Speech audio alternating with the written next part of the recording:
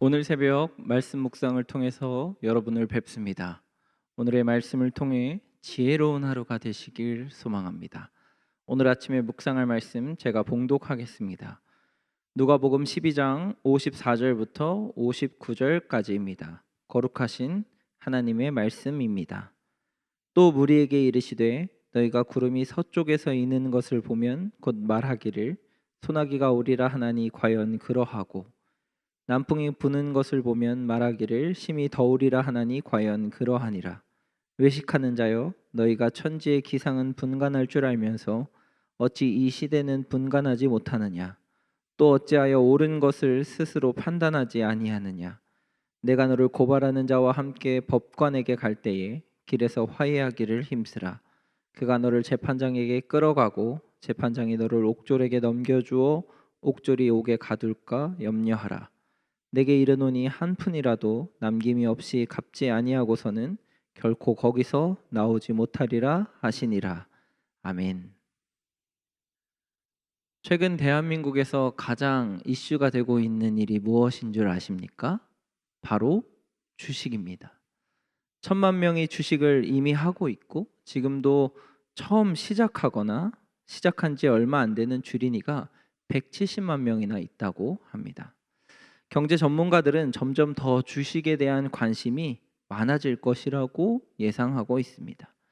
인터넷에 주식이라고 검색해 보니까 가장 첫 화면에 등장하는 것이 경제신문 읽는 법이라는 기사였습니다. 그만큼 경제적 상황을 잘 읽고 빠르게 판단하는 것이 주식의 기본이라는 생각이 들었습니다.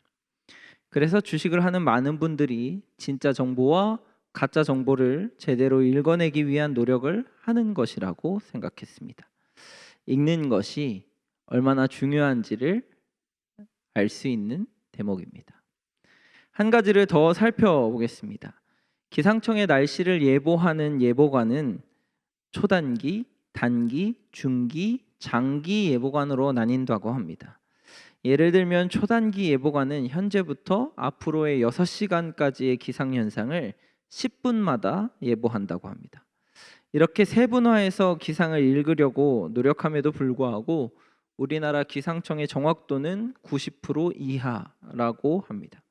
물론 초단기는 그것보다 훨씬 더 정확하고 장기 예보는 그것보다 많이 못 미치는 수준이라고 할지라도 날씨를 잘 읽기 위해서 그만큼 노력한다는 것에는 이견이 없을 것입니다. 이처럼 주식의 정보든지 날씨든지 정확하게 읽으려는 이유는 무엇일까요? 오늘 본문에 예수님께서 이스라엘 백성들을 책망하시며 경고하시는 장면이 나옵니다. 그들이 날씨는 분간할 줄 알고 시대는 분간할 줄 모른다고 말씀하시고 계십니다. 그렇다면 시대를 어떻게 읽어야 할까요? 시대를 읽어야 하는 이유는 무엇일까요? 왜 시대를 읽는 것이 이렇게 중요하다고 여러분은 생각하십니까? 먼저는 지금 여러분이 살고 있는 시대에 대해서 한번 살펴보았으면 좋겠습니다. 시대를 읽는 것과 날씨를 읽는 것과는 크게 다르지 않을 것입니다. 우리가 읽을 수 있는 근거는 바로 전조증상이라고 하는 것 때문입니다. 그 일이 일어나기 전에 반드시 일어나는 현상을 통해서 분간할 수 있다는 것입니다. 지금의 시대는 성경에 경고하신 마지막 때를 가리키고 있습니다. 마태복음 24장 3절 이하의 제자들이 예수님께 세상 끝에 나타나는 징조를 여쭤봤을 때 예수님께서 그 증거들을 말씀하셨습니다. 간단하게 요약하면 스스로 그리스도라 하는 사람들이 사람들을 미혹할 것이고 난리와 난리 소문을 듣겠으며 전쟁, 기근, 지진, 재난, 복음 전하는 자들을 핍박, 살인, 거짓 선지자, 불법과 사랑의 식음 등등이 일어날 것이라고 하는 것입니다. 이러한 전조 증상이 지금 시대가 마지막 때라는 것을 가리키고 있습니다. 그런데 이러한 시대를 말하고 있음에도 불구하고 분간하지 못하는 사람들이 여전히 존재합니다. 만약 시대를 제대로 분간했다면 절대로 하지 말아야 하는 행동이 있습니다. 56절을 읽어보시겠습니다. 외식하는 자여 너희가 천지의 기상은 분간할 줄 알면서 어찌 이 시대는 분간하지 못하느냐. 아멘. 앞에 나와 있듯이 바로 외식입니다. 시대를 분간하고 있는 이유는 바로 삶을 바꾸기 때문입니다. 서두에서 예를 들었던 주식에서 제대로 정보를 읽었다면 아마 주식을 사거나 팔았겠죠. 날씨를 제대로 읽고 분간했다면 비가 오는 날은 우산을 준비할 것이고 더운 날은 가벼운 옷을 준비해서 입을 것입니다. 지금이 마지막 시대라는 것을 제대로 읽은 사람은 삶을 돌이켜 준비한다는 것입니다. 그저 외식하는 것만으로는 마지막 때의 심판을 피할 수 없기 때문입니다. 59절 말씀을 함께 읽어보시겠습니다. 내게 이르노니 한 푼이라도 남김이 없이 갚지 아니하고서는 결코 거기서 나오지 못하리라 하시니라. 아멘.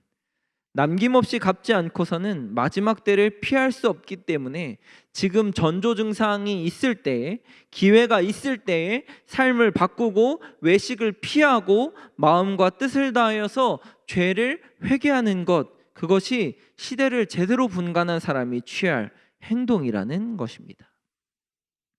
회개의 삶은 무엇일까요? 58절 말씀을 보시겠습니다. 내가 너를 고발하는 자와 함께 법관에게 갈 때에 길에서 화해하기를 힘쓰라. 그가 너를 재판장에게 끌어가고 재판장이 너를 옥졸에게 넘겨주어 옥졸이 옥에 가둘까 염려하라. 아멘. 회개는 이와 같이 이웃과 화해하는 것입니다. 사랑하는 것입니다. 용서하는 것이고 화평하는 것입니다. 예수님께서 바리새인에게 말씀하셨던 것처럼 가난한 자를 돌보고 연약한 자를 세우고 이웃을 사랑하는 것이 바로 돌이켜 회개하는 삶이라고 하는 것입니다. 시대를 제대로 읽었다면 삶을 바꾸고 회개하고 이웃을 사랑하는 그리스도인이 되어야 할 것입니다. 사랑하는 말씀삼 공동체 성락성결교회 성도 여러분, 오늘의 삶이 과연 마지막을 준비하는 삶이었는지를 돌아보고 예수님의 말씀처럼 시대를 읽는 그리스도인으로 살아가시기를 주님의 이름으로 축복합니다. 같이 기도하시겠습니다. 마지막 때에 다시 오실 것을 약속하신 예수님, 주님의 다시 오심을 소망하며 기다립니다. 외식하기보다 겸손과 섬김으로 그리고 진정한 회개를 통해 마지막 때에 주님의 얼굴을 기쁨으로 맞이할 수 있는 그리스도인이 되게 도와주옵소서. 감사합니다.